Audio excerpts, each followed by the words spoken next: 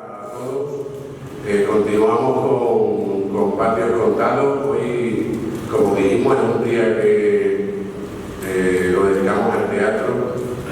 Para ello está aquí el director y el que ha hecho el texto de la obra que vamos a ver después.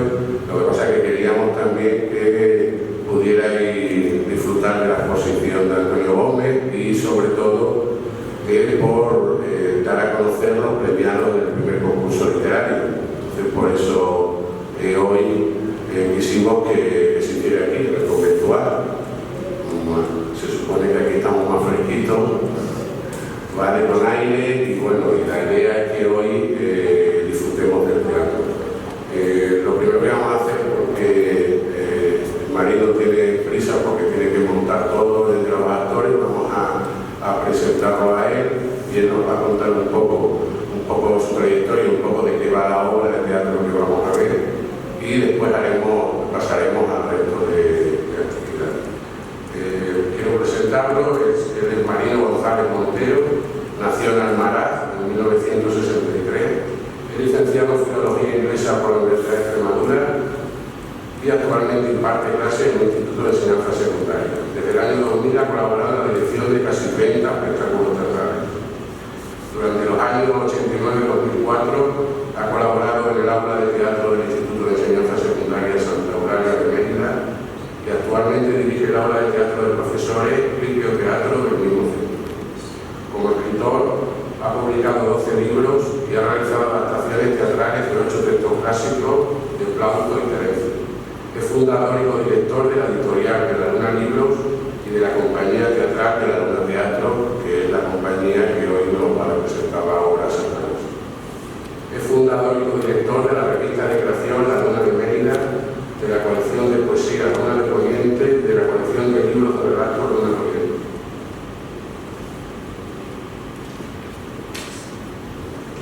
Y entre los premios que tiene, ha sido finalista en el premio Setenil al mejor libro de relatos publicado en 2004 con su libro En dos tiempos.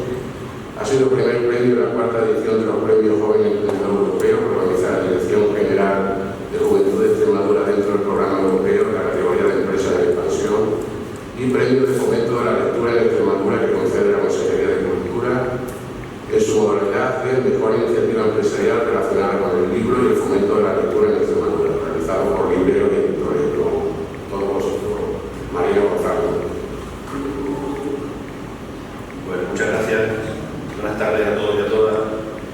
Bienvenidos a esta, no sé bien cómo denominarlo, charla o conversación en torno a esta obra de teatro Satanás, porque a veces tenemos ocasión, los autores, de explicar nuestras obras, ¿no? Bueno, es bastante difícil para el autor de teatro, sí, para un novelista es difícil publicar, para un ensayista más todavía, para un poeta mucho más todavía, porque el número de libros que se pueden ver en el mercado va disminuyendo de manera importante, y cuando se habla de un dramaturgo, pues muchísimo más todavía, ¿no? Porque la cuestión del dramaturgo no acaba justamente en el libro, sino que trasciende más allá, porque su obra supuestamente tiene que ser, o se ha pensado para ser representada más que para ser leída, ¿no? Esa es un poco la función del teatro, ¿no? Pero bueno, vamos a ir, voy charlando un poco sobre el asunto, pero insisto, me siento muy orgulloso de estar aquí y que se me brinde esta oportunidad de hablar sobre la obra, que luego, si les apetece, pueden venir a verla y ya puesta sobre el escenario también, como para el lector. Ahora puede tener la doble condición el mismo día de la lectura o del oyente también, y comentar cosas con el autor, en este caso sin haberla visto, y por supuesto tener la opción de verla a continuación, ¿no? Que es un poco ya como el zoom, ¿no? Encontrar el editor es difícil, pero encontrar una compañía de teatro que lo haga es mucho más todavía, porque sobre las tablas mucho más, ¿no? Recordaba hace un momento cuando venía que yo hacía un montón de años que no venía a Valencia de Alcántara, que yo recuerde hace 30 años que iniciamos con nuestra aventura esta editorial de la Luna Libros, y vinimos aquí porque teníamos unos amigos, una amiga de Mérida que estaba viviendo ocasionalmente aquí, y vio con su marido entonces un un bar que se llamaba La Luna de Valencia. Era octubre del año 93. Y no sé si alguno de los presentes incluso estuvo allí, porque estuvimos un montón de gente.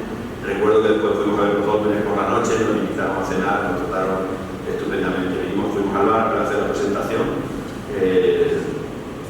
La amiga que es Ana, que es actor, que era autor de la Villa Merida, ¿no?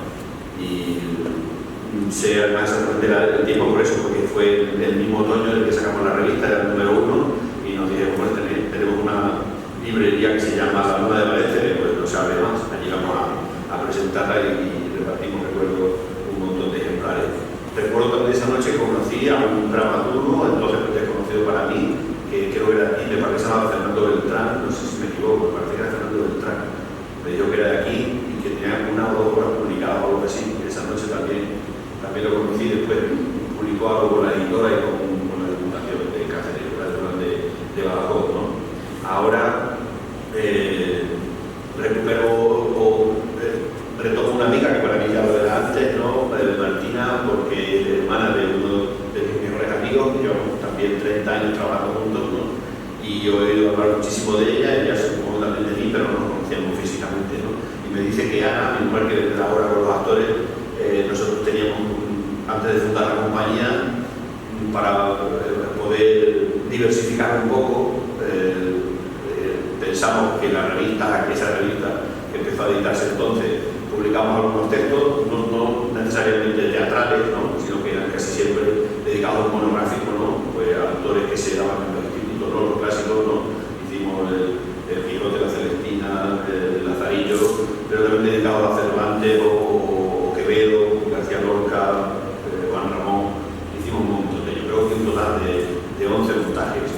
Y íbamos por los institutos y las casas de Extremadura también, de toda España, ¿no? Porque era una cosa como muy barata, se puede ir en cualquier sitio, era asequible y los institutos lo solicitaban. Como dice Martina, que hemos estado aquí sin yo saberlo, porque no me acordaba, porque íbamos como del orden de 50 o 60 institutos cada año, ¿no? O sea que eso nos hizo dueños de la carretera por un lado, ¿no? Y luego, bueno, trabajamos como autores profesionales y era una manera también de dar a conocer a un montón de autores, ya digo, no necesariamente dramaturgos, que les pedíamos un tema, pues escribían algo sobre García Lorca, y luego nosotros nos encargábamos de montar, hacer un pequeño montaje con un cuaderno didáctico que se preparaba antes de clase con los chavales y funcionaba estupendamente, porque luego lo veían y llevábamos el teatro al propio centro, se podía representar en cualquier sitio, lo hacíamos hasta en el bar, no sé si hacía falta, ¿no? Del instituto donde nos mandaban, ¿no? Entonces, bueno, que hay una trayectoria ahí importante que parece que de una u otra manera los círculos empiezan a cerrarse, ¿no? Bueno, Satanás, para centrarme un poco con él, si no me voy mucho por las ramas, es la tercera obra de una trilogía que yo no sabía que iba a ser una trilogía ni con la primera ni con la segunda entrega. Una cosa muy rara, ¿no? Pero que pasa a veces en literatura. Escribí un texto, cuando decidimos ya hacernos profesionales, hice primero una agrupación de textos sobre Cervantes, sobre el Quijote realmente, ¿no? Y otra que se llama Rojo y Negro, sobre textos que no eran dramáticos. En principio algunos de ellos estaban en libros de cuentos míos o también en libros de poemas, que también he escrito 4 libros de poemas y 4 libros de cuentos, ¿no? Pero digamos, cuando me puse en serio con esta primera obra, se llamaba Muerte por ausencia, era una obra un tanto existencialista, inspirada un poco en los personajes en busca de autor, de Pirandello, ¿no?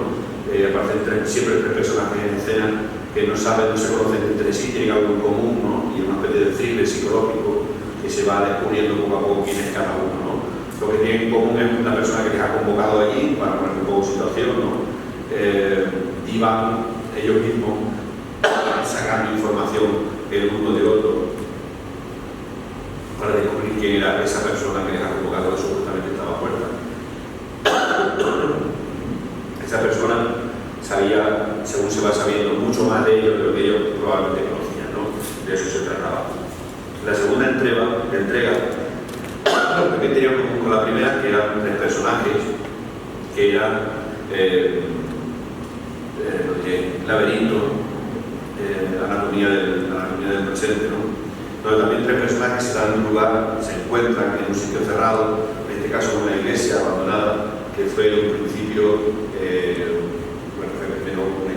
más o menos los años 70, y después un grupo de ocupas, un grupo de teatro de ocupas jóvenes se meten ahí adentro y ven ahí una serie de cosas, ¿no? Dejando parte de los vestuarios por ahí, ¿no? Pero es que tengo un trancazo de que eso se me permite.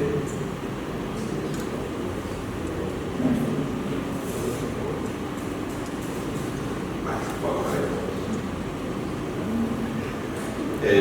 También hay los personajes en Muerte por ausencia se llamaban, no tenían nombre, se llamaban con números como 1, 2, 3.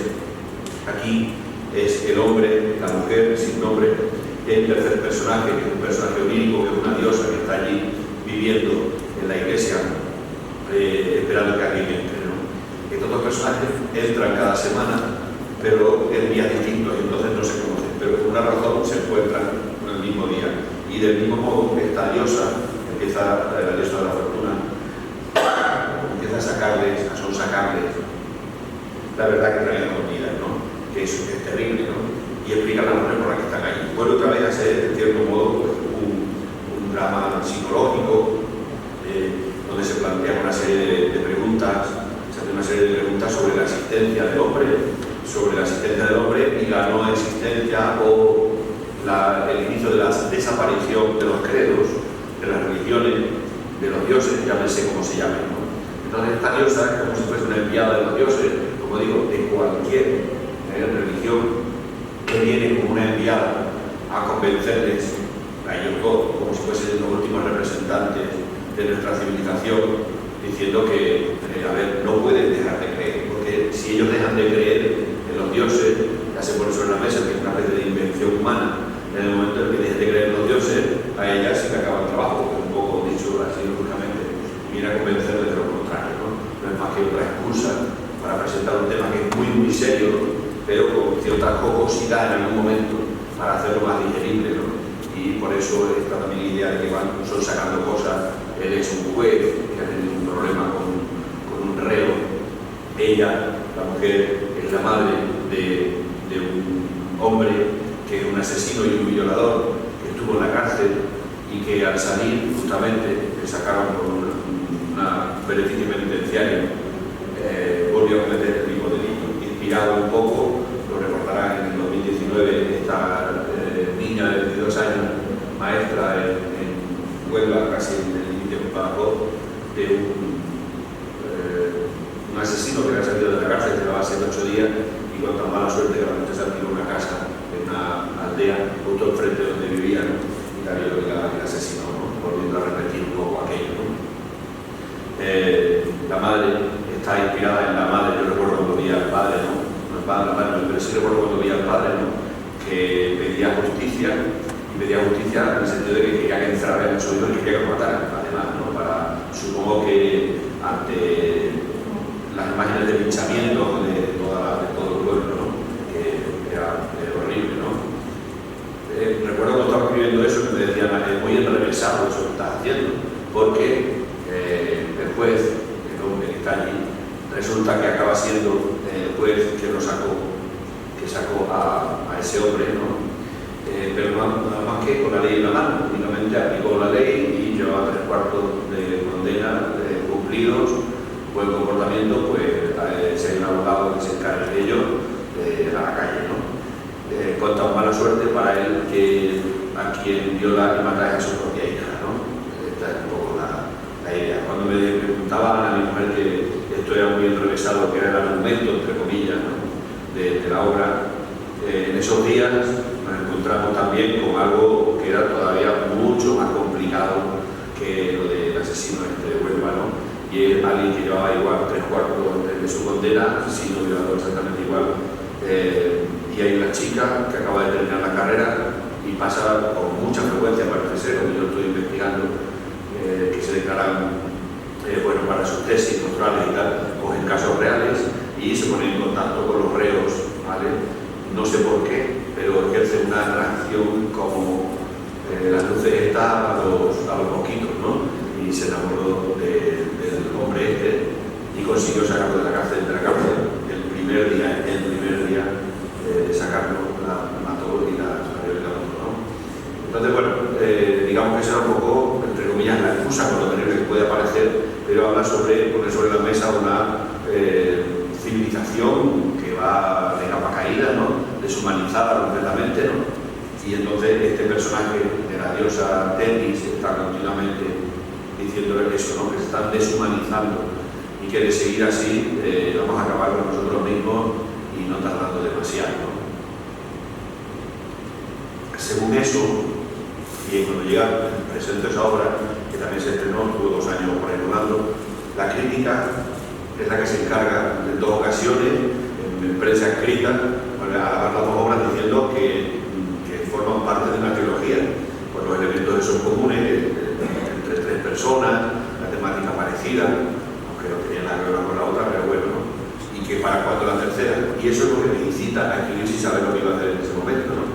Entonces, para cerrar el círculo, como que han aparecido los dioses, o Dios, el Dios cristiano, más conocido por nosotros, más familiar, entre comillas, se me cruzó el personaje de Satanás y me pareció muy interesante porque está muy poco tratado, ¿no? De hecho, recuerdo que le dije a mi madre, voy a escribir una obra sobre el diablo, y yo a mi madre, quita, eso es feísimo. Entonces, también fue la segunda cosa que me animó a hacerlo, ¿no? No escribas sobre una cosa tan fea.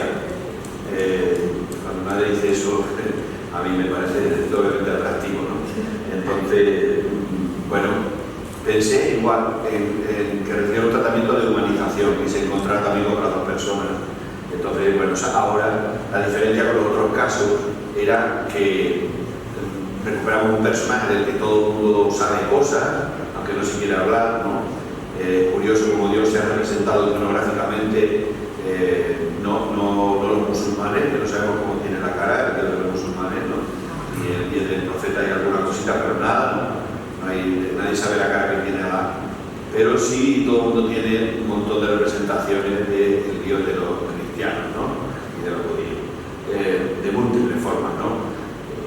Pero el diablo es muy difícil, aparece muy pocas veces representado, ¿no? En escultura dicen que la única que hay es la que está en el Retiro de Madrid, que se colocó a principios de los años 20, luego se retiró y en el 56 volvió otra vez a colocarse de Sergi-Berber, ¿no? Se volvió a colocar al revés, curiosamente a 676 metros de altitud sobre el nivel del mar. Es curioso, ¿no? El pedestal me parece demasiado grande para lo pequeño que es la escultura, que no es a tamaño natural, y es un ángel caído, realmente es un ángel al que le han quemado las alas, está expulsado del paraíso, supuestamente se le ha quemado y ha caído en esa posición tan extraña, ¿no?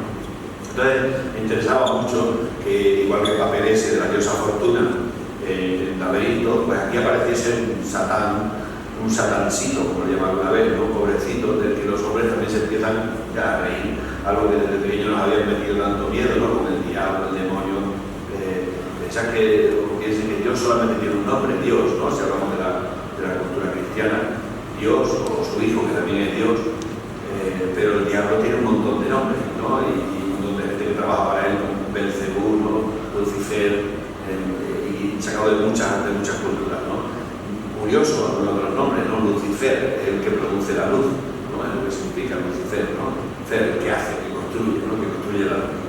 Y me parece que será el punto del ápice del triángulo en el que se podían mover estas 2 personajes. En este caso concreto, no sé, hay cosas, cuando hago esta charla no me corto nada porque no tengo ninguna esperanza de que nadie vaya a ver la obra, pero aquí cualquier cosa que diga a lo mejor puede resultar hacer spoiler, como se de hoy en día, ¿no? O más comúnmente levantar la liebre. Pero bueno, voy diciendo algunas cosas, ¿no? Eso se va a saber enseguida.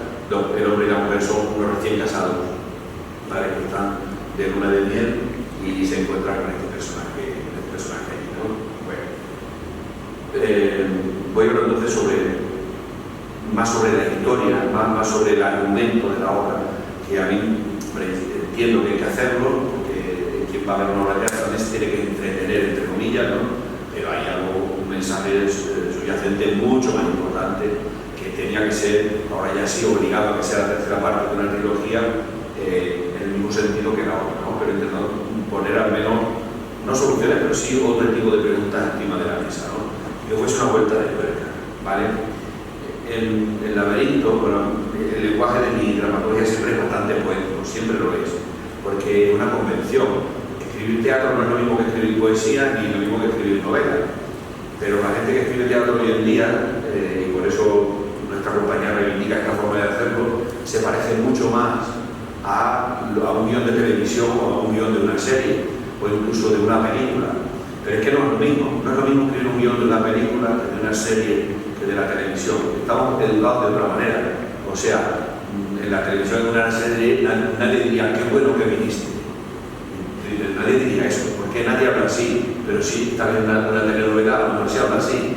O si es una película de oeste, sí habla así el personaje. Y yo lo sé, me lo quiero creer. Eso es una técnica. Hay que saberlo. Cuando escribes un poema, hay que conocerlo, hay que conocer la técnica, el oficio, escribir de una determinada manera. He dirigido grupos de teatro durante 35 años, de adolescentes y de profesores ahora también, ¿no? Y cuando vamos el primer día a hacer la lectura, el comentario siempre es el mismo. Da igual que sea una obra mía, que sea una obra clásica. Los niños, cuando vamos a preparar Hamlet, venga, vamos a leer, nos ponemos a leer. Y al terminar la obra, el comentario siempre es el mismo. Muy bien, muy bonita, pero así, profe, no habla la gente. Digo, efectivamente, así no habla la gente. Hablan raro, ¿verdad? Hablan de una manera extraña, pero no porque esté escrito en el siglo XVI, porque podemos coger una adaptación de hoy en día, pero la forma de decir es distinta, es una convención literaria. ¿Qué quiere decir? Que cuando yo voy al teatro, y más en la época en la que vivimos, yo ya voy convencido de a la secta a la que me voy a apuntar. Voy a una liturgia, como cuando voy a misa, y entonces si me falta algo, y mira, se ha saltado lo de la paz, se lo ha saltado, y la gente se lo sabe. Entonces, que salga un tipo allí que dice que es Satanás porque se viste con una chaqueta colorada, es que tú a los 2 segundos te lo quieres creer. No es que te lo creas, es que te lo quieres creer, porque vas a eso, porque si no, no haces el esfuerzo de vestirte y pasar la carolina que están pasando para ir después al teatro, pagar su dinero, si lo van a pagar o lo que sea, y aguantar una cosa que a lo mejor no tiene ninguna referencia de ella y a lo mejor no le va a gustar. Es bastante arriesgado y sin embargo lo hacemos cuando es mucho más cómodo quedarse en el sofá. Quiere decir esto que hoy en día mucha gente se atreve, o veo mucho teatro comercial sobre todo, y más de que se está haciendo sobre todo en Madrid, donde a mí no me dice nada ver el teatro que se ve, ¿no? Incluso el clásico, cuando se hacen adaptaciones, en Mérida que vemos mucho, se nota a los 30 segundos. Abomino de ese teatro, porque creo que no se están siguiendo las normas, que evidentemente las normas están para transgredirlas, pero se dice de una manera determinada. No se dice, mira, ya está amaneciendo, porque eso es demasiado naturalista. Eso es cuando tú haces la prueba también con los chavales, venga, vamos a hacer una creación colectiva. Cada uno que salga y se invente una frase, la que tú dirías ahí, bueno, ya se está haciendo el día, buenos días, y ya se acabó la escena, no se le ocurre nada más, es demasiado naturalista, ¿vale? Sino que eso dice, por allí viene asomando el orto con los belfos de una corza albina, ostras, algo empieza así, y dice, pues no sé muy bien lo que es. Está diciendo que se está haciendo de día, es exactamente lo mismo, que es un apoyo con luces y esto está bien contado. Realmente a mí me interesa mucho más escuchar eso, me parece mucho más atractivo que lo otro, ¿no? De eso estoy hablando. Entonces, aquí se ha ido mezclando lo que iba sucediendo con ese lenguaje de las 2 primeras entregas y Satanás habla en verso.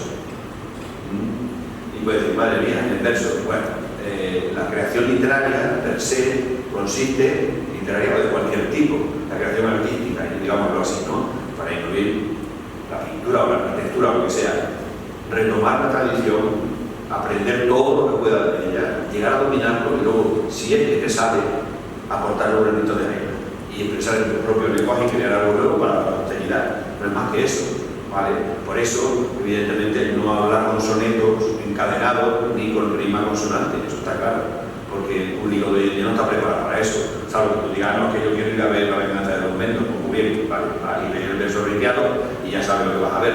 Pero cuando estamos hablando de esto, hablo de una forma de hacer verso hoy en día que casi todo es megasílabo y heptasílabo, blancos, versos blancos, ¿no? Sin rima. Por lo cual el actor es muy difícil para él, porque él piensen que nuestra respiración más o menos, por eso las canciones tienen esa duración, suelen ser de 8 sílabas, ¿no? Los romances, todos están escritos en 8 sílabos, todos. ¿Por qué? Porque respiramos y se nos acaba el aire. Entonces, narrar o cantar en 11 sílabas es muy complicado porque te quedas sin aire. Entonces, el actor tiene que buscar la respiración donde tiene que respirar y eso hace que se diga de una manera distinta.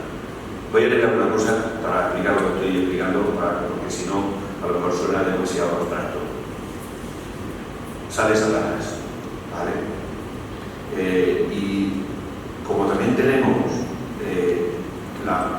el libro, pues hoy vamos a tener la triple opción, ¿no? Vamos a verlo como alguien que ha ido a una charla, a una conferencia donde el autor ha explicado algunas cosas, y el libro, porque yo voy a leer también, ¿no? El libro es un libreto, el mismo libreto que han manejado los actores, exactamente igual, y que el director, que soy yo encima, ¿no? Entonces, si tú, cuando tú estás leyendo el libro, tú tienes acceso al libro, es muy interesante porque tú estás jugando a ser director.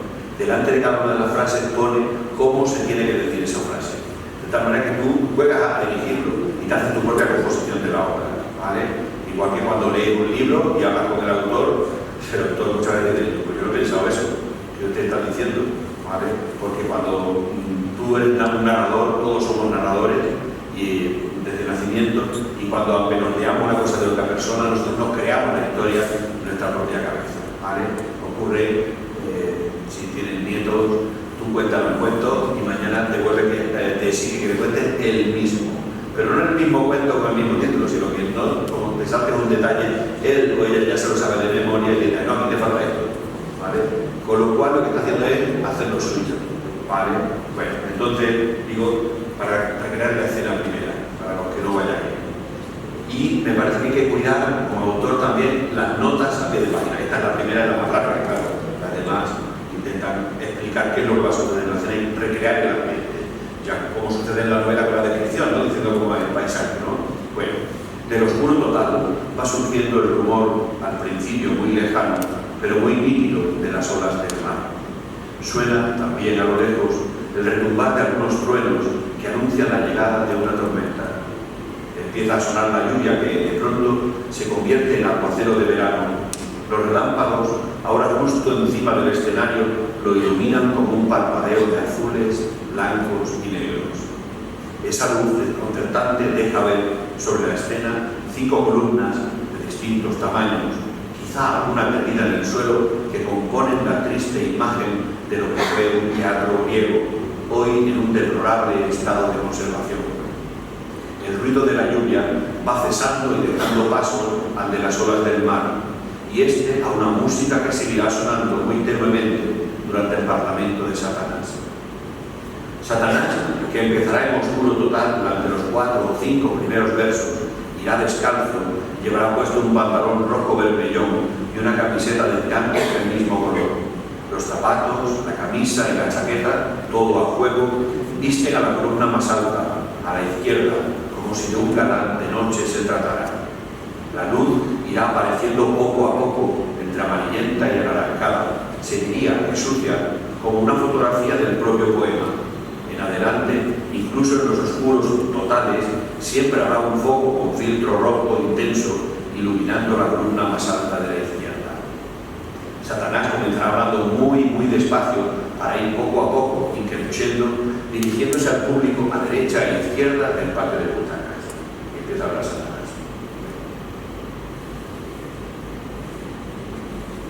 Tú, que has visto el silencio de los museos, masticado la mudez de los teatros, has respirado el hielo suspendido en el aire oxidado de las fábricas, vacías, oído el eco sordo de los urinarios, de los cafés, en venta, mirado el hueco que grita, sin respiración en las bocaminas, tocado la cara de los mineros, muertos, acariciado sus cuencas, güeras, como el cantor de jazz, de cine mudo, que no era ni negro ni mudo, notado el frío callado de acero de las mesas de las morgues brillantes, como el cuchillo que saca las tráqueas de los que nunca tuvieron la voz. Tu poesía, tú que has oído todos los silencios, tu poesía del mundo, ¿cómo te atreves siquiera, tu poesía, a pronunciar mi nombre por la calle? Bueno, así habla Satanás, ¿no? De esta forma, un poco grandilocuente probablemente en esa primera entrada, porque como sucede con los libros de poemas, esta es la poética, es la presentación, es la reivindicación del lenguaje poético para el lenguaje teatral. Tenemos que pensar que en toda Grecia y Roma, todo el teatro greco-latino, a lo largo de todo. Hubo así después, con los lugares, ¿no? Y los cantares de gesta después, y por supuesto, en todo el teatro medieval y de nuestro siglo de oro, todo el verso. Curiosamente, en una época medieval o incluso en nuestro siglo de oro, en la que el mayor número de analfabetos había, y sin embargo había una grandísima asistencia al teatro, ¿no? Tenía Shakespeare, que era coetáneo de Cervantes, ¿no? Que cuando estaban representando una obra tenía que estar escribiendo la siguiente, porque cuando entraban en la época en la que no llovía, haciendo representaciones diarias y la gente seguía más y más y más. Esa gente era completamente analfabeta, no sabía leer ni escribir, y sabía probablemente quién era Dafne, ni quién era Zeus, ni Júpiter, seguramente que no lo sabía, pero daba igual, porque estaba escrito en distintas escalas de conocimiento, ¿no? Como cualquier obra de arte. Entonces, quiere decir que había gente que se enteraba solamente de la historia, entre comillas, y si había estudiado, pues sacaba más cosas, pues, evidentemente mucho mejor para ti, ¿no? Para llegar a unos niveles poéticos casi inalcanzables, ¿no? También por lo que supone ese lenguaje poético, por lo que supone la poesía de conocimiento intuitivo, el escribir la propia obra, no solamente la obra de teatro, sino también el poema. Sucede muchas veces que has terminado el poema, lo dejas, o una parte de la obra la dejas asentándose 5, 7, 10 días, y cuando vuelves a ella, siempre tienes la sensación que no lo has escrito tú. Parece como si tu cabeza lo estuviera copiando al principio de miedo, porque no sabes si está ahí, has cogido de 2 o 3 autores y lo has copiado de tu lectura o lo que sea. No es así, son evidentemente las lecturas son importantísimas, pero lo que estás es combinándolo de otra manera, ¿no? Y te hace llegar a sitios que de otra manera no sería posible, ¿no? Porque se produce de verdad, como decían los poetas extáticos, ¿no? Que se llega a una suerte de éxtasis a través del lenguaje. Una cosa también pensamos con el lenguaje, así que a través del lenguaje es fácil encontrar el pensamiento y el conocimiento, que es un poco de lo que se trata. Vale. Muy bien, otra cosa más, ¿no? Bueno, se presenta Satanás explicándoles quién es, que evidentemente no le creen para nada. Recuerdo cuando estuve escribiendo esto, verano del 21, hace 2 años, todavía andábamos que nos quedábamos en casa, nos quedábamos una parte del libro durante el encierro, ¿no? Que a los escritores nos vino estupendamente, aunque esté mal decirlo, porque tenía un poco el espacio natural, los silencios y demás, ¿no? Y recuerdo que se produjo la noticia de lo del volcán, ¿no? De la Palma, ahí no sé cuántos, 80 y tantos días, ¿no? Me llamaba mucho la atención ya cuando preguntaban por la calle, ¿no? Que acabábamos de hacernos auténticos expertos virólogos, no sé si se acuerdan, ¿no? Sabíamos un montón de cosas sobre las vacunas, ¿no? Y ¿cuál me vas a poner cuando te vas a pinchar? Ahora no, es que a mí esta no, porque es la CETIC, no sé cuánto. Hablábamos como si hubiéramos estudiado todos de la química y fuéramos médicos, ¿no? Es que soy autoinmune, ¿no? Tú ya gente de dónde sacas esa palabra, ¿no? En meses atrás nos convertimos en biólogos, ¿no? Y conocíamos a los principales biólogos del mundo. Ah, no, este no me interesa, todos lo opinaban, no me interesa más este porque han dicho que este es de los que compañía. Bueno, y de pronto, de golpe y porrazo, nos convertimos en vulcanólogos y sabíamos con palabras, recuerdo que yo había escrito esto que voy a leer ahora mismo, ¿no? Y encontraba palabras que decía, ostras, esto me parecía que era un poema que podría parecer complicado, ahora todo el mundo lo entendería, porque claro, no sé, cuando se produce estas noticias que estoy intentando por la tele, nos vamos haciendo de un vocabulario que parecía que había desaparecido o muerto, ¿no? Bueno, Satanás se presenta, pero como digo, no le hacen ni caso. Yo soy aquel hijo prófugo del fuego, castigado por los cielos excelsos, a morir ahogado por las cimas de lodo de la Estigia, renacido de tal trance junto a mi Belcebú y alojado para siempre en las grietas, entrañas que se le abren al volcán. Yo soy aquel de pulso y sangre agitados, como el corazón de los colibríes, que lanza saetas, lenguas de fuego, para abrasar los cielos minerales desde las fauces abiertas de Vietnam. Pero también soy aquel vestido de ceniza y y lengua y plomo y tristeza y azabache, estiaje de la colada de arena, el manto muerto de lava que siempre se pregunta con frío, esperando los siempre. Así que déjame que sea yo, aquel y no otro, el que le muestre al odio la belleza que guarda la tozuda costumbre de esperar. Entonces, como ven, no sé si se nota a la hora de leerlo, ¿no? Una musicalidad detrás, ¿no? Que está buscada también para que la búsqueda de esta forma de decir, ¿vale? Bueno, evidentemente los hombres y mujeres no le creen nada, hay un primer momento donde se empiezan a reír de él, ¿no? Pero voy más hacia adelante por no contarlo todo, no destriparlo todo. Bueno, en el teatro, como yo lo concibo, está muy presente la poesía, lo acabo de decir, y muy presente la música.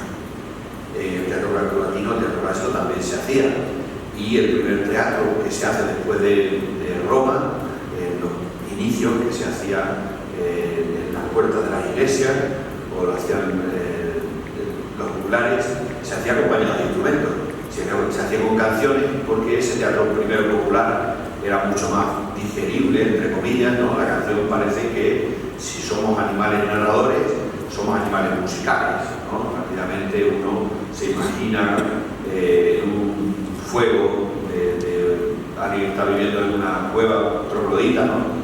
Y está narrando cómo ha estado cazando al ciervo esa tarde, ¿no? Y si esa narración la acompaña de su sombra proyectándose detrás sobre otra roca y con algún ruido, que fuese simplemente percusión sobre algo, con tabla o como fuera, evidentemente aquello cambiaba mucho, ¿no? Entonces me pregunté qué tipo de canción era la que le podía venir bien a este personaje, que es un personaje histriónico, ¿no? Tiene mucho de natural, evidentemente, ¿no? Pero un personaje histriónico, ¿no? Digo que para que ellos lo vean, tiene que ser un mendigo que está pidiendo por la calle, ¿no? Entonces canta y tiene un micro allí, tiene allí un micro con un pequeño bafle que no puede transportar, como vemos a tanta gente con un sombrero para que la gente eche las monedas allí, ¿vale? Entonces, al pensar en ese tipo de música, pensé en una composición musical que en España había caído en desuso, es del siglo XVII, la inventa Vicente Espinel y es la décima en la estrofa, una espinela se llama también, ¿no? Por el apellido de su creador. En España desaparece y al final del siglo XVII viaja al continente americano, a todo el continente americano, y en esos barcos ya se empieza a cantar esas décimas, ¿no? No sabemos muy bien la música que llevaban, pero está claro que los esclavos que iban en aquellos barcos aprendieron inmediatamente, ¿no? Y dependiendo de los sitios donde fueron recreando otra vez esa décima, esa forma de contar, y la llevaron a un montón de países de América, y han incluido América del Norte, ¿no? Hay una conferencia, lo pueden ver,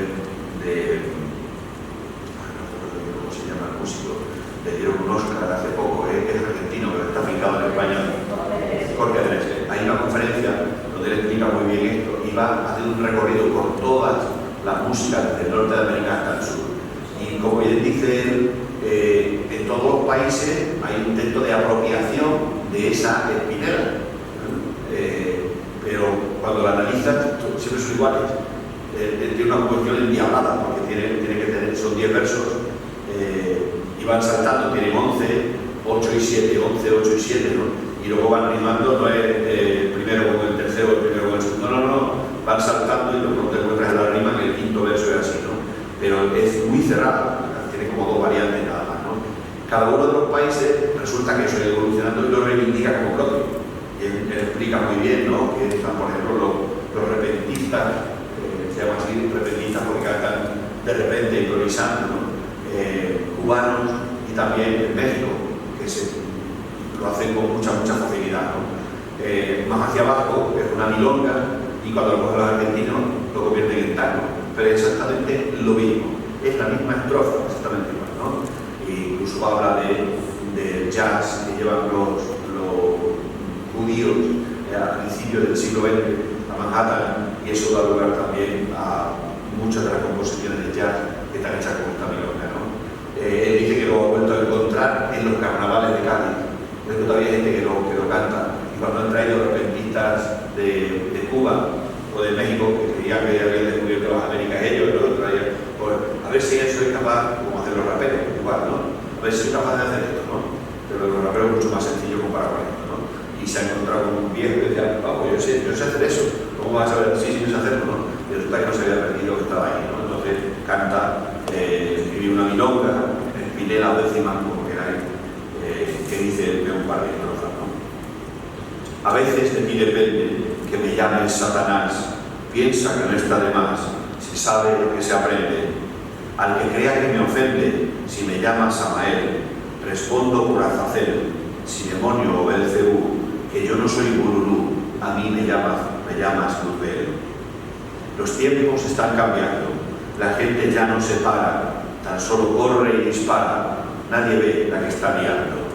Dijimos casi llorando, de aquí saldremos mejores, pero salimos peores, sin temor como ennortados, presto a morir ahogados en un mar de aguas mayores. El mal nunca tiene sueño, tú también tienes derecho a llevar colgada al pecho medallita de tu dueño. El mal renace pequeño en los hijos como astilla, no se nota la semilla de ese árbol que alto crece, luego barco que se mece por un lago sin orillas.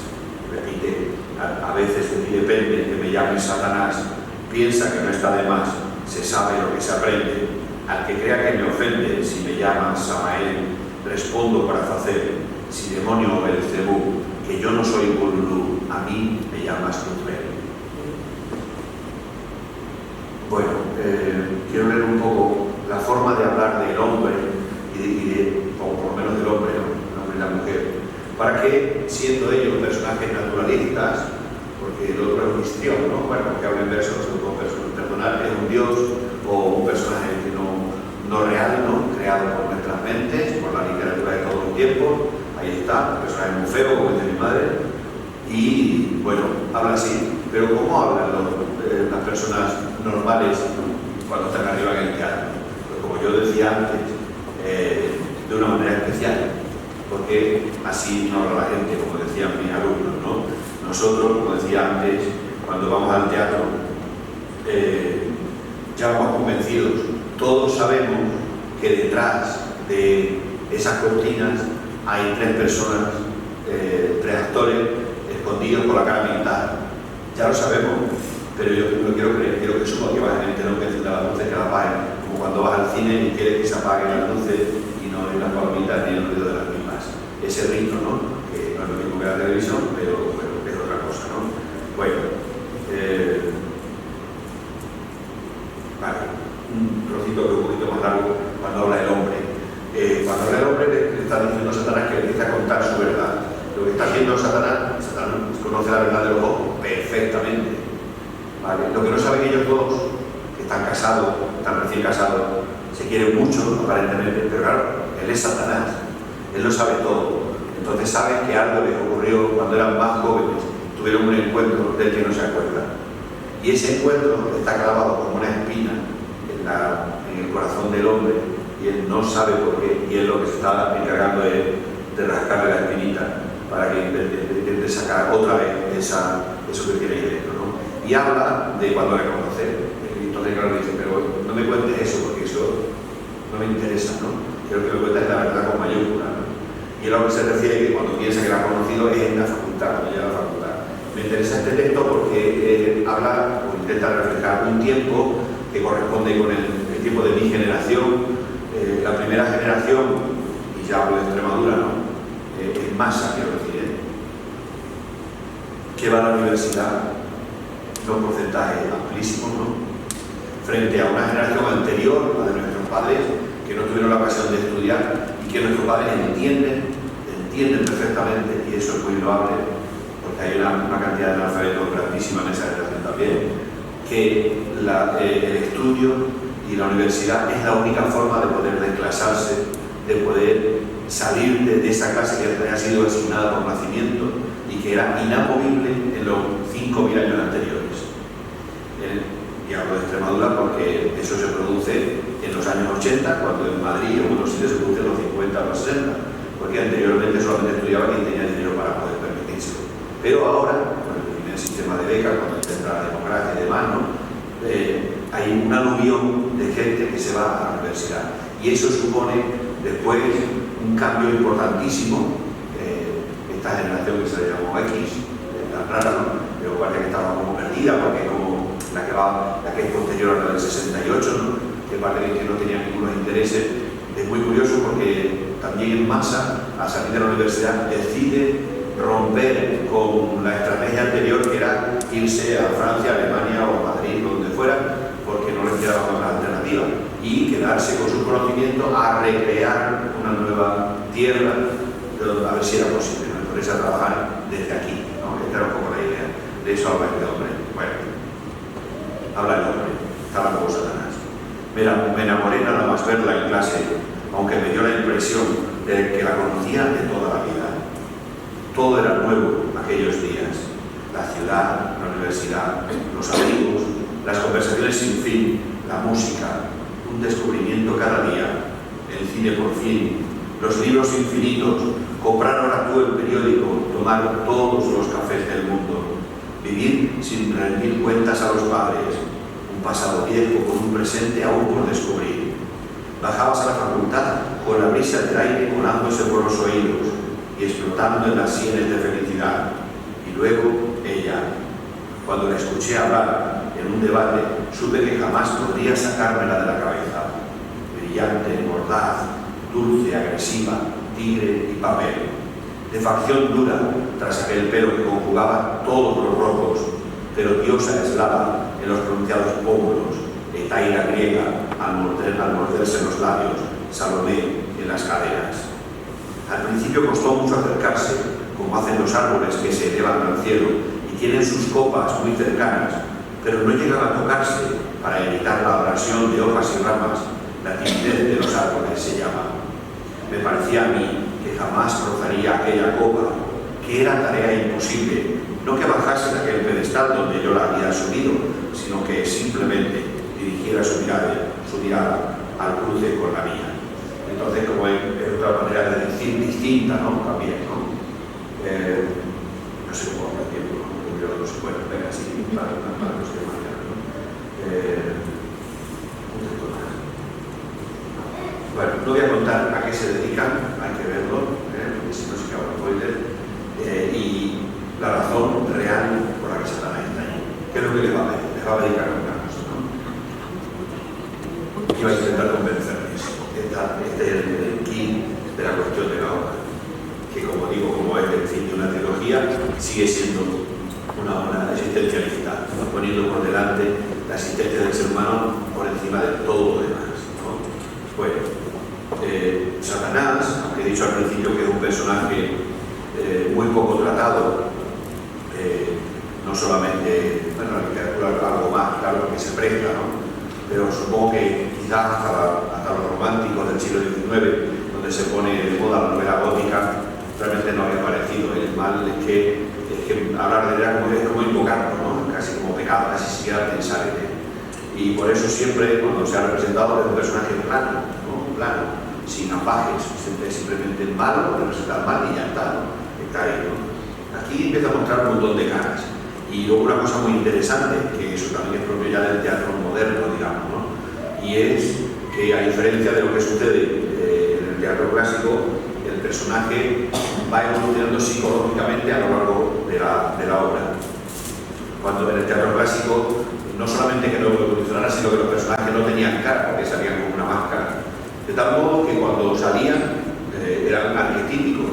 O sea, yo como espectador del teatro romano de Mérida, o en el Hidalgo, o en el Taormina, donde tiene lugar en la obra esta, o en el teatro griego, lo que cuando salía el personaje con determinados movimientos y con esa máscara en concreto, yo ya sabía qué personaje era.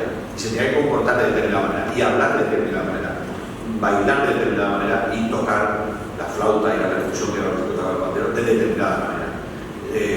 O sea que uno era enamorado, no más ya sabemos quién es, otro era enamorado, otro era el padre, otro era el soldado fanfarrón, en fin, eran, como digo, arquetipos, y no evolucionaban a lo largo de toda la obra.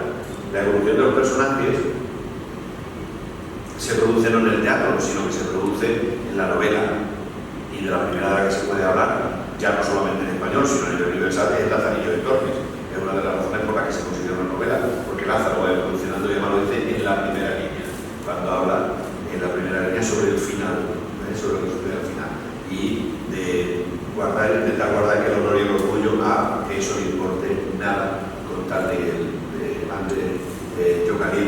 podría ser la gente, ¿no? Un poco con lo que podemos quedarnos de Lazarillo.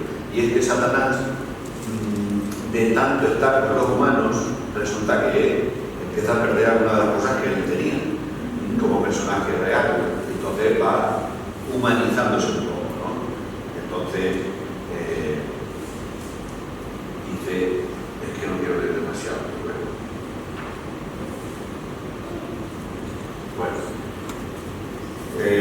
Dice el hombre y la mujer que le queda mucho tiempo para lo que va a suceder, ¿no? Que es la inteligencia artificial, digamos ya, ¿no? Dice Satanás, no queda nada si no tomáis cartas inmediatamente en estos asuntos. Habéis hecho de la tecnología vuestra religión.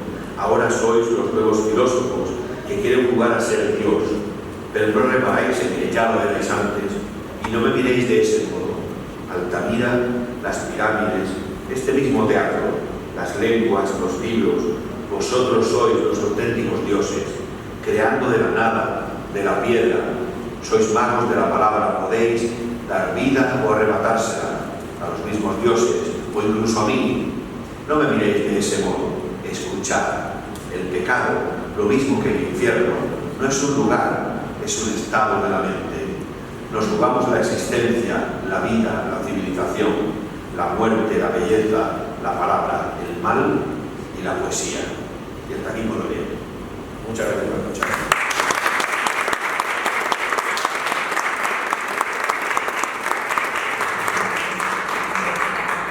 Bueno, tenemos unos minutillos todavía por si alguien tiene alguna pregunta. Si tiene alguna pregunta.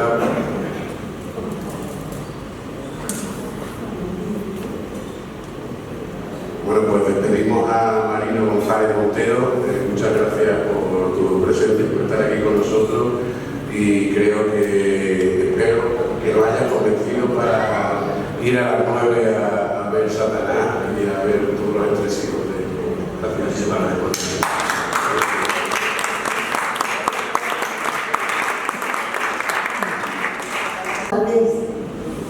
Bueno, como sabéis, hemos hecho este año el primer concurso literario de poesía en el Gran Portatorio de Gordillo. Ya sabéis que mi hermana estudia poesía y también relatos. Tiene un relato sobre África. Y bueno, pues este año es el primer año que lo hemos organizado. Y sabéis también que dentro de los pasos contados uno de los objetivos es fomentar la lectura, pero también la escritura. Y bueno, pues hemos organizado ese concurso, se han presentado varias poesías y varios relatos cortos, y voy a leer aquí el fallo del jurado. Dice: fallo del concurso de poesía del primer concurso literario de Antonio Hernández Gordillo.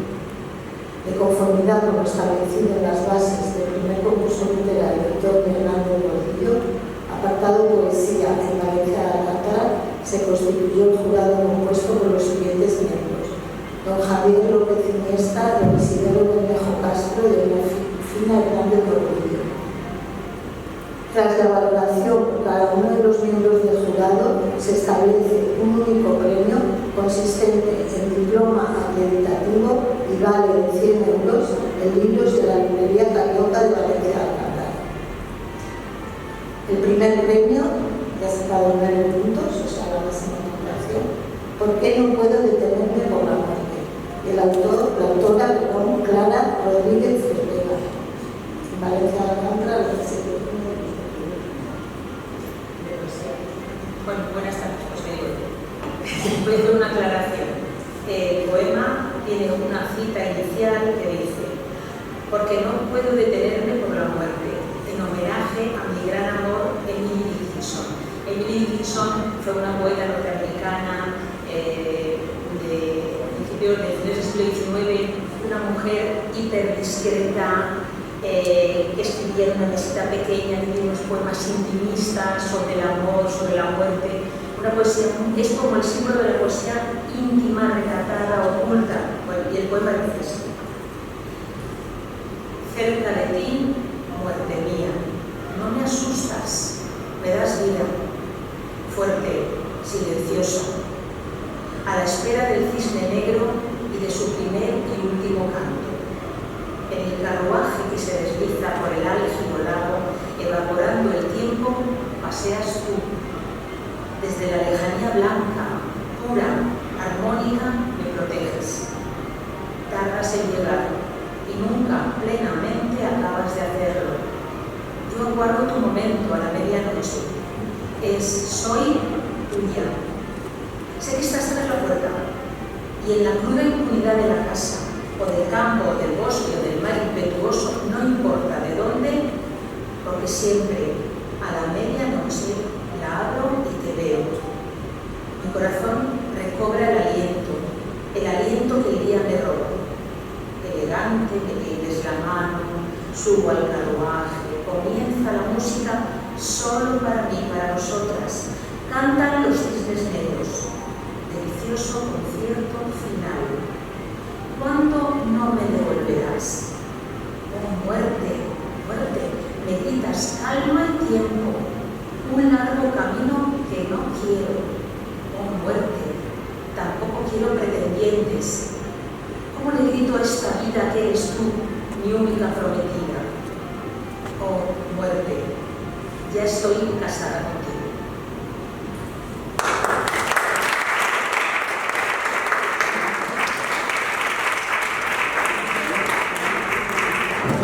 María José es una amiga mía de hace muchísimos años. Nos encontramos por primera vez en Madrid cuando yo fui a estudiar COU y ella es, después hicimos las oposiciones, yo hice a maestra y ella hice profesora de secundaria de literatura. Y bueno, ha empezado a venir a los patios cortados y se ha enamorado y aquí se va a quedar todos los años. Desde el día de la venida al canto de adolescente a divertirme con Fina tomando caña hasta la madrugada, escuchar poesía hasta la madrugada, lo cual es fantástico. Bueno, pues pasamos ahora al fallo del apartado de relato corto del primer concurso literario Antonio Hernández Gordillo. De conformidad con lo establecido en las bases del primer concurso literario Antonio Hernández Gordillo, apartado relato corto de Valencia de Alcántara, se constituyó el jurado compuesto por los siguientes miembros: don Javier López Iniesta, don Isidoro Bermejo Castro y doña Fina Hernández Gordillo. Tras la valoración por cada uno de los miembros del jurado se establece un único premio consistente en diploma acreditativo y vale de 100 euros en libros de la librería Parillo de la Valencia de Alcántara. Y bueno, la ocupación ha sido de 17, el título del relato corto La tía Emilia y la autora Trinidad Jimeno de Carlos, que no han podido venir ninguna de las dos porque una es de Madrid, la otra de Cáceres y pues, no han podido venir. La tía Emilia. 3 meses después de la muerte de su cuñado, Emilia recibió una carta de su sobrina Carmela. La guardó en el bolsillo en espera de encontrar un momento de paz para leerla. Ya caída la tarde, entró en su habitación. Miró a su alrededor con desolación a un cuarto donde había una cama estrecha con un cabecero de madera y una colcha de cretona. Al fondo, junto a la ventana, una mesa camilla y una butaca completaban todo el mobiliario. En las paredes, como único adorno, un almanaque con ilustraciones y sobre la cama el crucifijo que se había traído de Madrid. Esa habitación vulgar, en el tercer piso de una casona en Aviñón, desde hacía semanas era su hogar. Se dejó caer en la butaca y encendió la lamparita que estaba sobre la camilla, porque aunque estaba cerca de la ventana, la escasa luz de la tarde no tenía suficiente fuerza para entrar por ella. La habitación se iluminó tenuemente. Esta era la primera carta que recibía desde su llegada. Se había estado preguntando qué había pasado tras su marcha y si al menos su querida niña Carmela la escribiría. Abrió el sobre con emoción y comenzó a leer. Querida tía, espero que te encuentres bien. No sabes lo preocupada que estoy por ti, lo apenada que me siento y lo que te echo de menos. Sigo sin entender cómo has sido capaz de irte y de dejarnos en este momento tan triste. La muerte de papá y tu marcha hace que todo en casa sea distinto. Mamá está triste, pero entera. Ya sabes que ella las penas las lleva por dentro. Además está siempre muy ocupada con las gatas y los pequeños. Te cuento de los hermanos. Pepito no quiere seguir estudiando. Y don Gregorio le va a conseguir un puesto en el banco hipotecario. Los medianos en el colegio y los pequeños por casa dando guerra. Yo ayudando a mamá y haciendo muchas de las cosas que antes hacías tú. Como estamos de luto, he dejado mis clases de piano. Solo me entretengo con las labores. Sobre todo con el encaje de bolillos que tú me enseñaste. Espero que te canses pronto de estar ahí y vuelvas a casa. Le digo a mamá que tú no tienes que estar cuidando a unos niños ajenos teniendo una familia. Pero me contesta que es decisión tuya. Escribe pronto. Muchos besos a tu sobrina que te quiere, Carmela. Emilia dobló la carta y la dejó en su regazo. Que es decisión mía. Qué cruel es mi hermana Ascensión, pensó. Apagó la luz y recostándose hacia atrás cerró los ojos. Empezó a recordar que habían pasado en los últimos 7 años. Empezó a recordar cosas que habían pasado en los últimos 7 años. Desde que se fue a vivir a casa de su hermana tras la muerte de su madre. Ella entonces era una joven de 20 años, romántica, con un cuerpecito menudo pero bien formado, una bonita mata de pelo oscuro y unos ojos claros, del color de las uvas maduras, que eran su orgullo. Siempre había envidiado a su hermana y a Pepe. Formaban una bonita pareja, los dos tan guapos, tan distinguidos y en una buena situación económica. Su hermana tenía un corte que parecía una princesa, y Pepe su caballero.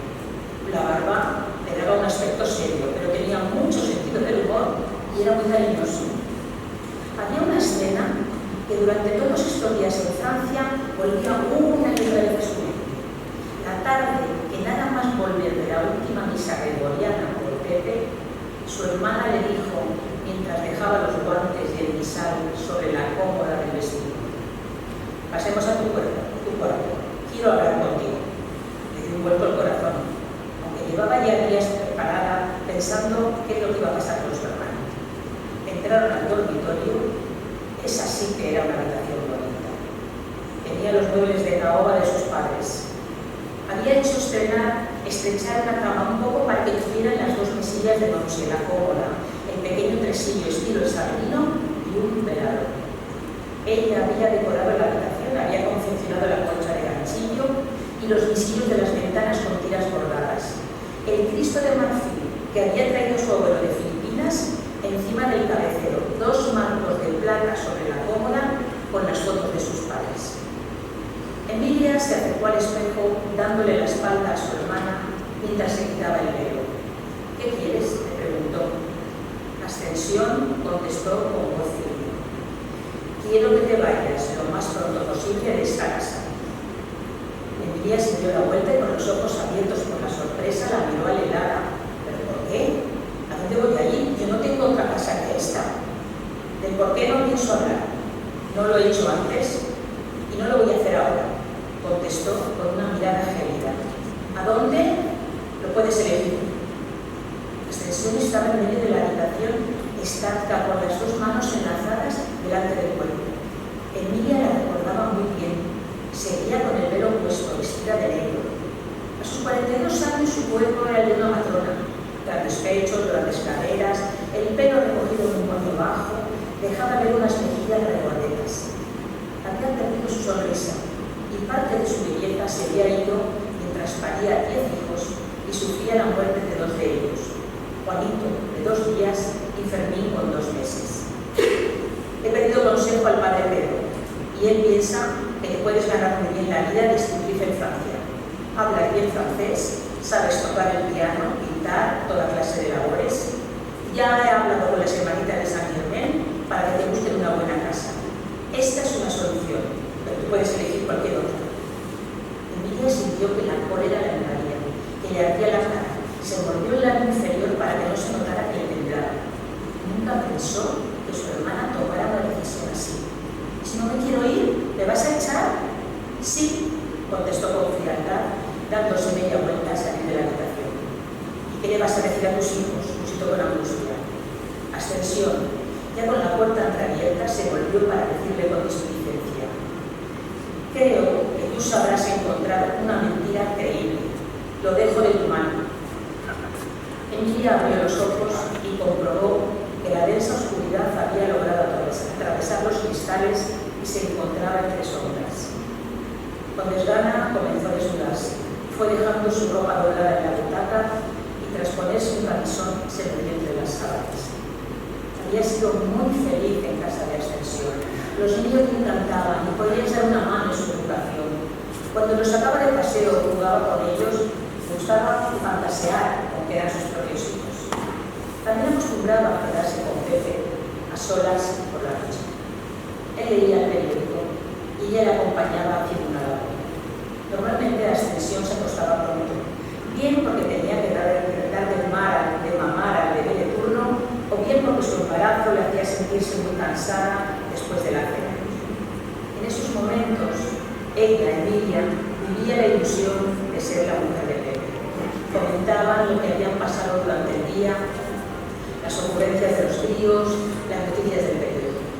Pepe se reía con sus salidas y esos ratos los vivía sintiéndose su verdadera compañera. ¡Ah, qué sola me siento ahora, Pepe! Lo he perdido todo. Lloró en silencio en la oscuridad de su alcoba.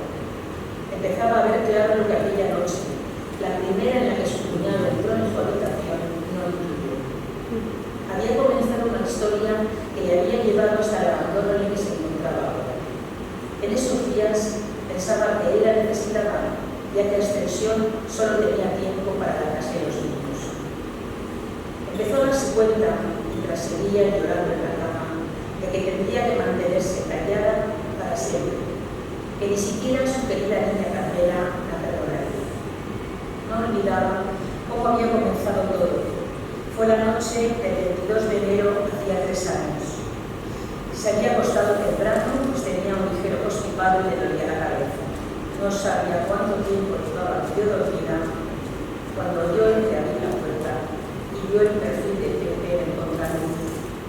La habitación estaba en penumbra. La débil luz de la calle entraba por la ventana que tenía la persiana de bajada. No enciendas, solo vengo a ver cómo estás, dijo su cuñado, mientras se sentaba en el borde de la cama. Ella no pudo hablar, estaba somnolienta y desconcertada. ¿Tienes fiebre?, preguntó poniéndole su mano sobre la frente. No creo, balbuceó estremecida. Te he echado de menos esta noche. Emilia sintió sus manos acariciarle el pelo. ¿Quieres que me vaya?, susurró Pepe a su oído. Su barba la acarició. Sintió su calor y su olor y en la nuca un escalofrío. No pensó entonces que de esa respuesta iba a depender su vida, porque sus sienes palpitaban, oía resonar su corazón y un fuego le invadía por dentro. Ella no contestó, solo le ofreció sus labios y le rodeó con sus brazos. Cuando esa noche Pepe salió de su cama, se despidió con un beso diciendo: no te preocupes, mientras yo viva, no te irás de esta casa, yo cuidaré de ti.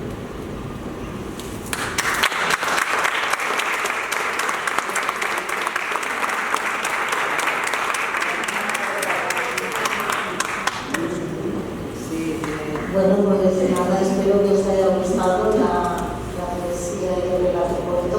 Y desde Patios Contados os animamos a que la próxima edición del concurso de poesía y relato corto de Tony Hernández Gordillo escribáis y ganéis. Vale, pues nada, muchísimas gracias. Y ahora creo que hay la exposición, ¿no?, de Juan Carlos, lo va a explicar, de la poesía. Muchas gracias.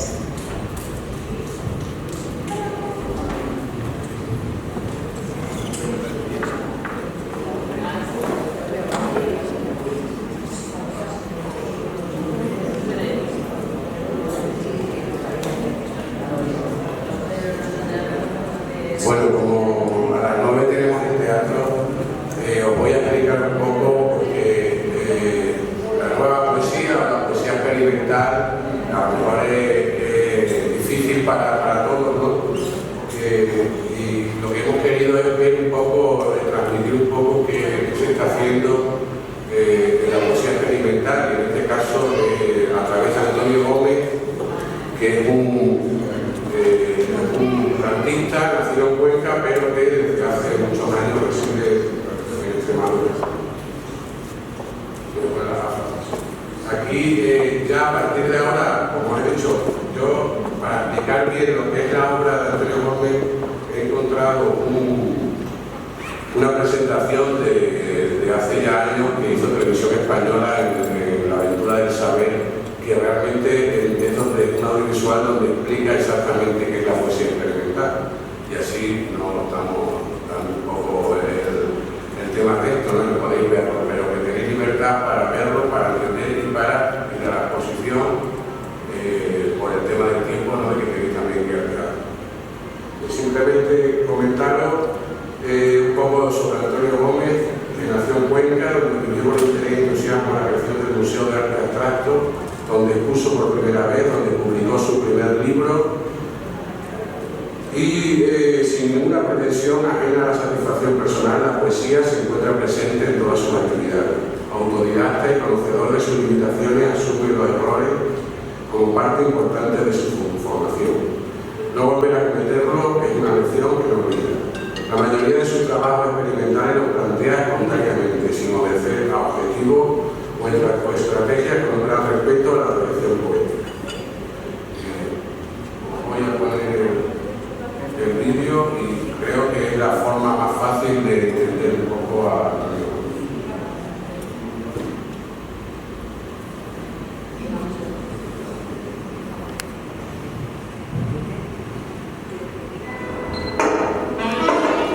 Las botellas de una marca de preciosos. Una pinza de tender la ropa. Un disco de vinilo. Los naipes de una baraja. Unas cerillas. Una libreta sin logo o culpa. El código penal. Un canto más o menos probado. Puede que usted no lo crea, pero todos estos objetos van a demostrar ante sus propios ojos que son mucho más de lo que parece, que tienen más valor que el que nuestra mirada normalmente les otorga.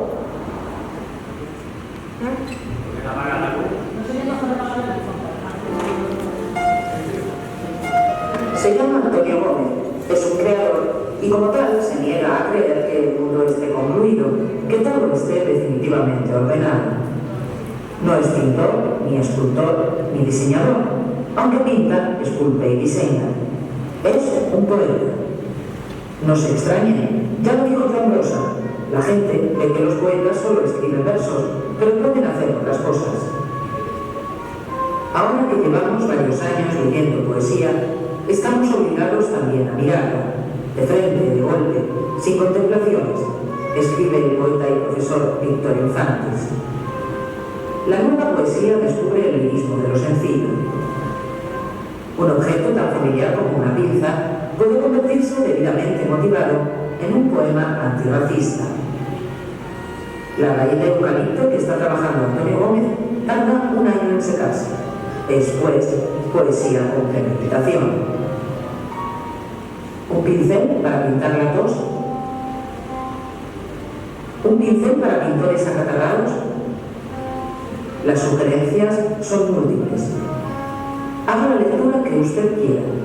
Es un poema objeto. La poética experimental libera a la poesía del monopolio de la palabra. Se puede pintar con palabras y se puede escribir sin ellas. El poeta y crítico Felipe Muriel ha escrito que en diversas ocasiones a lo largo de la historia se ha sentido el deseo de suprimir las barreras que separan la literatura de la pintura. Baste con recordar los emblemas, los colofones, los blasones, pero es el siglo XX el que elimina definitivamente las fronteras entre las distintas artes.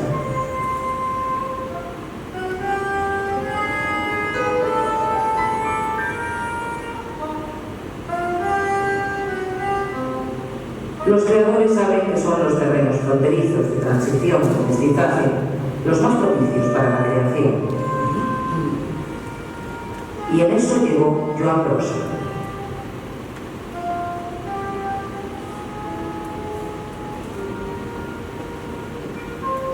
La poesía tiene su parte en el papel, pues yo me pareció que podía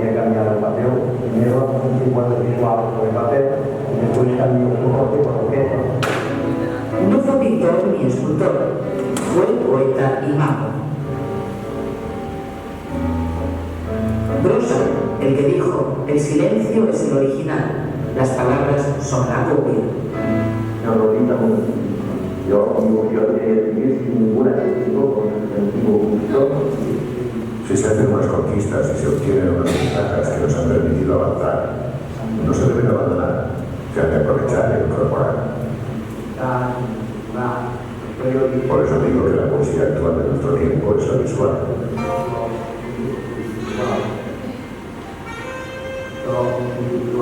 La poesía visual es una manera de sacar la poesía del libro, incorporarla a la calle. Investigación y sorpresa, rebeldía y alegría primigenia. Brossa no quiso hacer literatura, sino agudizar la percepción del mundo en que vivimos. Y eso es poesía, con palabras o sin palabras.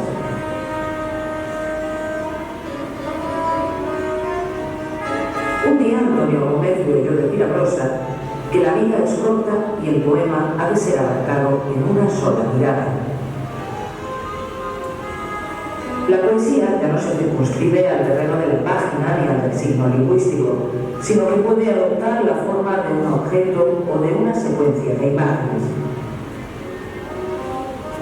El poeta hace coincidir dos o más objetos en un lugar y procura que su relación funcione, que la pareja o los menajes de cualquier número mejoren las antiguas unidades. A veces no hace falta añadir, solo hay que quitar lo que sobra.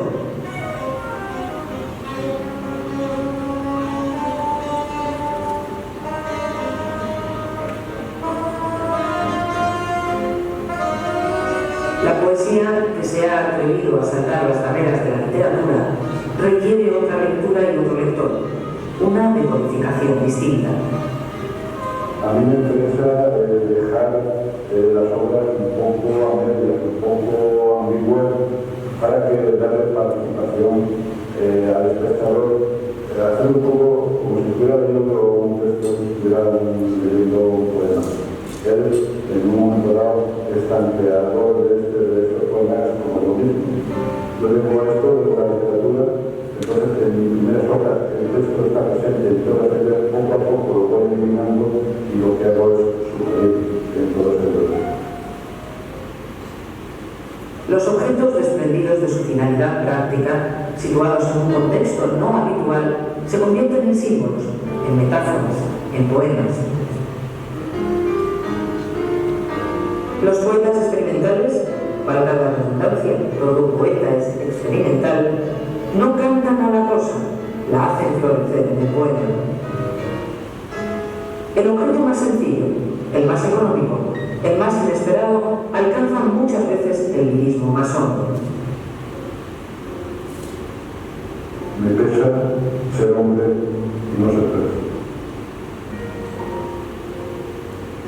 Todo poema tiene vocación plástica, ha escrito el poeta Francisco Pino. Un soneto son 14 versos dispuestos de una determinada manera, sean de palabras o de flores.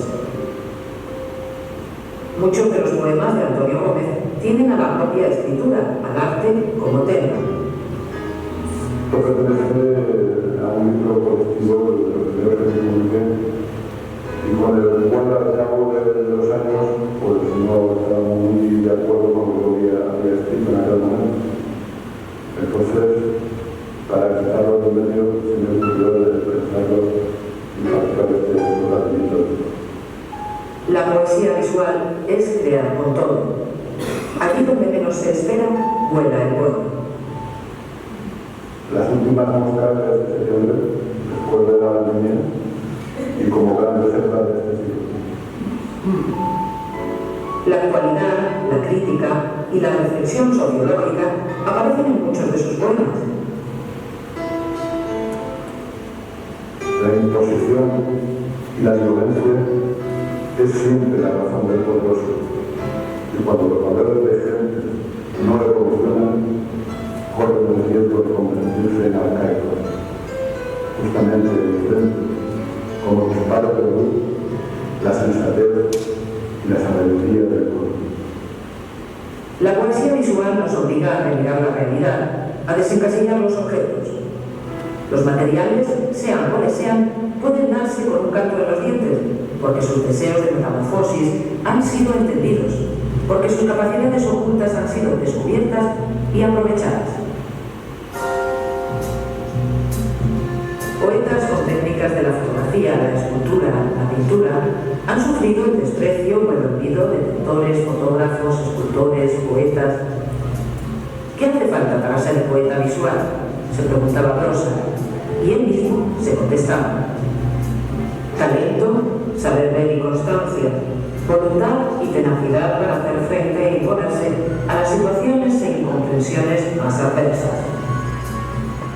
Hubo un tiempo en que hacer poesía visual era ir a contrapelo, o lo que es lo mismo, ir de frente contra la noche. Antonio Gómez hace poesía experimental desde hace más de 30 años y nunca se ha rendido. Todo empezó en Cuenca. En 1972 aparecieron 2 libros. El primero, escrito o dibujado, o las dos cosas a la vez, en colaboración con otros compañeros, se titula 20 poemas experimentales. Ese mismo año aparece Y por qué no si aún quedan margaritas. Después, un largo camino a contrapelo, de frente contra la noche. Antonio Gómez rompe su soledad experimental de la que hablaba Brossa gracias a su labor editorial, a su don de la ubicuidad y a su capacidad para convertirse en animador poético. Un creador no lo es solo por su obra, sino porque también cambia el entorno y la vida de los que le rodean. Cuando en 1977 llega a Mérida, muy pocos han oído hablar de poesía experimental. Antonio Gómez comienza a trabajar en PAP, Alcandoria, con los parroquianos, es en realidad una revista de creación visual, Las Hojas Parroquiales de Alcandoria. Con este proyecto, muchos de los colaboradores descubrieron sus capacidades creativas. Cada hoja siempre llevaba un motivo de regalo. Eran cosas que estaban en desuso, que estaban en desecho y iban desapareciendo. Yo lo que pretendía también era recuperarlo otra vez, ponerlo en circulación mínima, porque tampoco era mucha la cantidad que estaban, eran 500 ejemplares, pero yo lo que quería era recuperar objetos que habían sido en un tiempo normales de uso y ya mucha gente los reconocía. Por esa necesidad de un foro, un simple foro, pues haya dado de sí tanto contenido y tanto contenido creativo.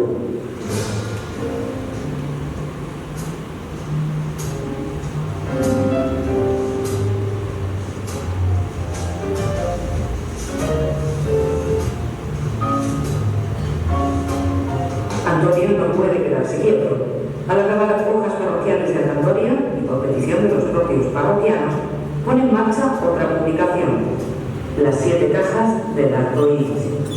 Arco Iris es un proyecto totalmente literario, así como las hojas de Alcandoria tenía cabida a otras actividades gráficas y fotográficas, aquí me centré solamente en la poesía, en poetas.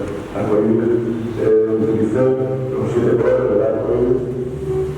Salieron 7 cajitas, cada una de un color, y a su vez cada cajita tenía 7 libritos.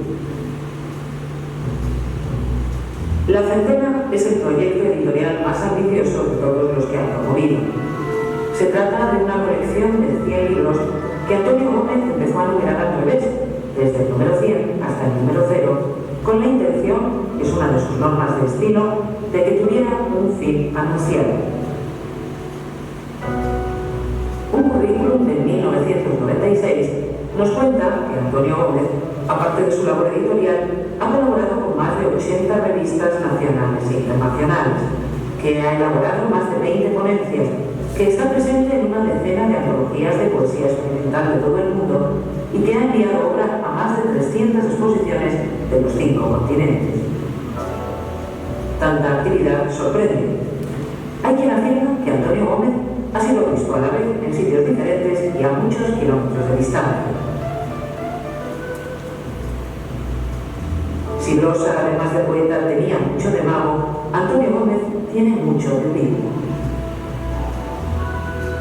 Quizá la incomprensión que los poetas experimentales han sufrido sea la clave para entender su disposición a colaborar entre ellos, a compartir ideas, experiencias y proyectos.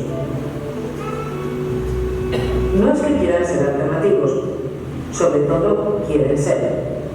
Un amplio colectivo de artistas visuales ha creado otros circuitos de divulgación distintos de los habituales, otros modelos de gestión y difusión del arte. Una red de publicaciones, revistas de creación gráfica o con volumen, que son verdaderas galerías ambulantes. Este trajín artístico es tan interesante como desconocido.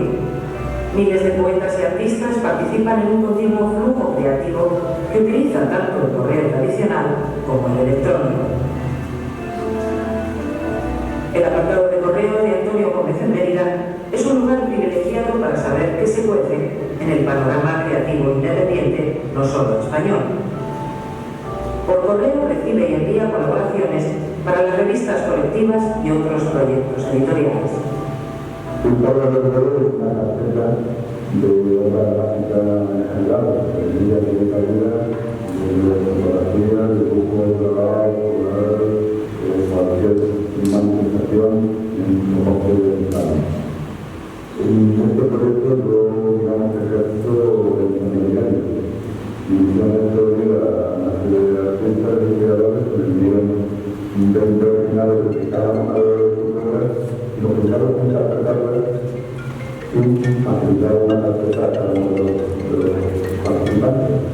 Lo que sí procuro es que nunca conseguir una carpeta más de los estándares con el fin de que realmente se pueda estar haciendo lo que se está trabajando sobre otros propósitos que deben de. Pero no es el único proyecto que coordina Antonio Gómez. La Caja de Tronos es el último proyecto colectivo y en el acento a los creadores que tocan el volumen. Tienen cabida pues, pequeños poemas objetos, pequeñas esculturas y objetos manipulados. El continente es una caja de vídeo y la portada de la carátula, en este caso, está hecha por un artista. Se hacen 20 cajas. El pintor o creador hace 20 carátulas originales y dentro como contenido se incluyen pues, los poemas objetos, los poemas de las pequeñas esculturas y su tirada de ejemplares. He aquí la historia de otro proyecto colectivo coordinado por Antonio Gómez. Un día, el poeta encuentra en una librería una remesa de antiguos cuadernos escolares. Los compra y los envía a un amplio colectivo de escultores, pintores, poetas, escritores, para que cada uno lo utilice como soporte creativo. El resultado, más de 250 cuadernos convertidos en obras de arte. Dulce Chacón, por ejemplo, ha mandado las primeras páginas manuscritas de sus novelas. Clara Janés se ha inmortalizado planchando. Hay a quien los cuadernos le recuerdan la infancia, quienes los convierten en una sinfonía sonora, y a quien le da por crear un océano. Cada cuaderno es un mundo, por lo menos. Los escritores tradicionales al uso no escriben libros, escriben textos que luego el editor convierte en libros. Los poetas visuales crean un libro porque el libro no es en sí una reunión de textos, sino un objeto poético por sí mismo. Yo ya en esta manera cuando empiezo a practicar el libro objeto. El libro objeto, en todo su proceso, digamos que es controlado por el creador, por el artista. En este caso, pues, caja, carpeta, dibujo, esqueleto, sale de animal. Es tanto Midolo y Hecho Internacional son libros objetos que participan del mail art, del arte por correo. El libro objeto puede adoptar cualquier forma. Con este proyecto pretendía mandar una dinámica. Es un libro objeto en su conjunto. En él participan 48 autores, cada uno de ellos con un grupo similar de colores también, y entre todos pues confeccionan también. Esto es un libro. Cada cara es la página de un libro. Es un libro objeto. Destacado, sin excusas ni argumentos, ni indulgencia ni anonimato. Tú y tu vigencia, solución feliz a este país. 12 ovejas sin pastor es uno de sus libros objetos. En este rebaño sin pastor hay de todo. Tenemos una oveja japonesa, una marcada, una viciosa, la ciega, la oveja negra de la familia, la oveja embarazada, la reciclada, la oveja vaquera, la morena de oro, la oveja contagiosa, la típica castellana y la oveja de agua. El poema visual no renuncia a ningún soporte. El que es poeta experimental no conoce ninguno que no pueda ser portador de arte. Los artistas, que como hemos visto, tienen un alto grado de comunicación epistolar, convierten los sobres, las postales y los sellos en arte.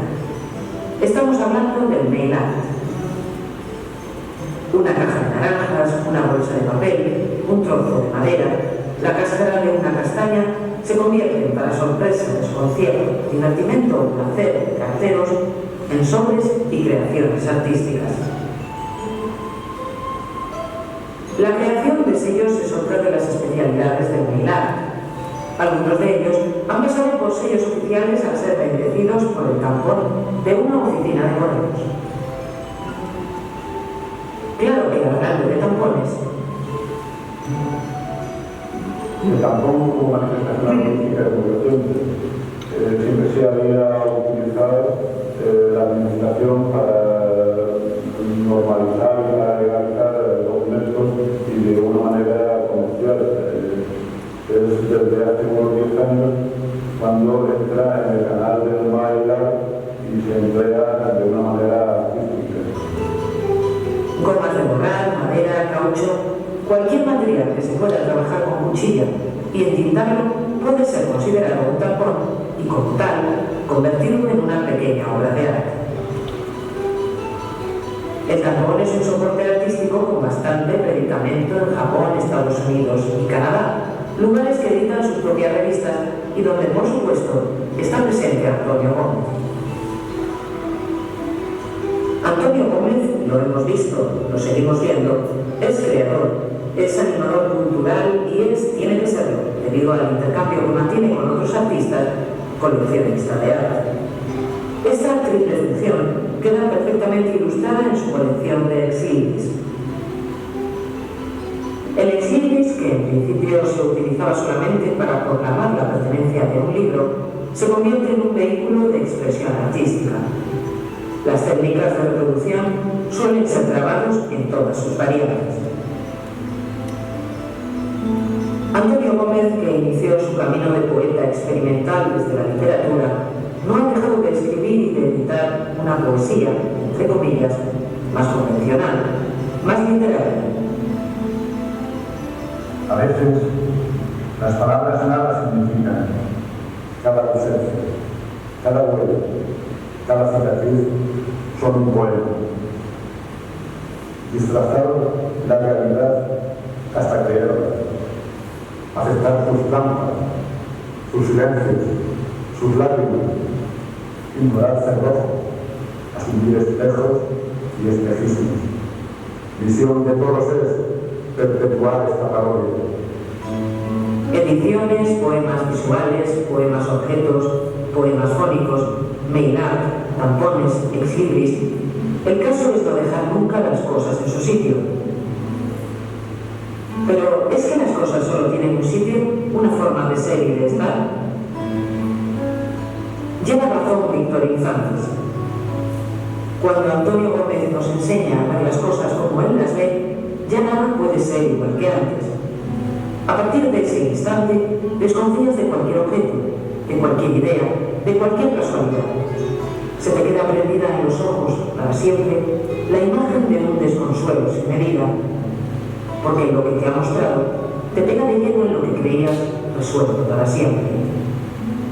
Eso es ser creador. Te digo que esta no pretende ser la única poesía, aunque tampoco será el punto final de motivo por el que tú deberías alegrarte.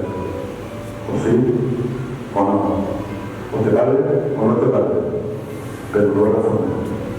No lo intentes. Si de algo ha servido mi trabajo y con él estás de acuerdo, yo me alegro. Si no estás de acuerdo, yo me alegro porque de algo ha servido mi trabajo.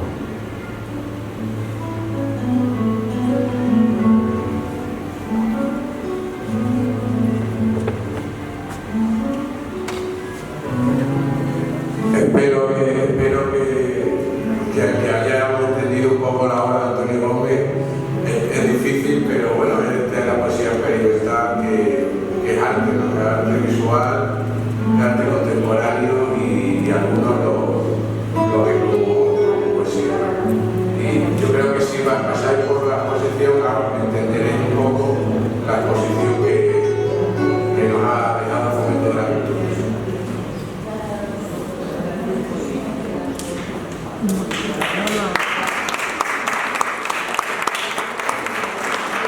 Recordad que mañana seguimos en Patios Contados, en el patio de Gili González, que